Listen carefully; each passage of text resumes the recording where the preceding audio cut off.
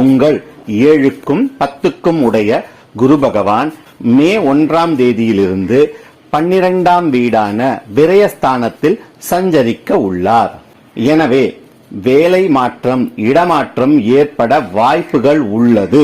வேலை அல்லது தொழில் செய்யும் இடத்தில் அவசர முடிவுகளை எடுப்பதை தவிருங்கள்.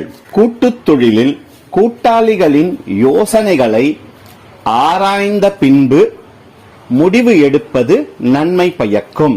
கணவன் மனைவி இடையில் வரும் கருத்து வேறுபாடுகளை நீங்கள் விட்டு கொடுத்து போவது சாலச் சிறந்தது. அவசியம் இல்லாத பொருட்களை வாங்குவதை முற்றிலும் தவிர்ப்பது நல்லது. குரு பகவானின் சுப பார்வை உங்கள் ராசிக்கு 4, 6 மற்றும் 8ஆம் பாவங்களில் விழுவதால் தாயாரின் உடல் நலம் மேலோங்கும். வீடு, வண்டி, வாகன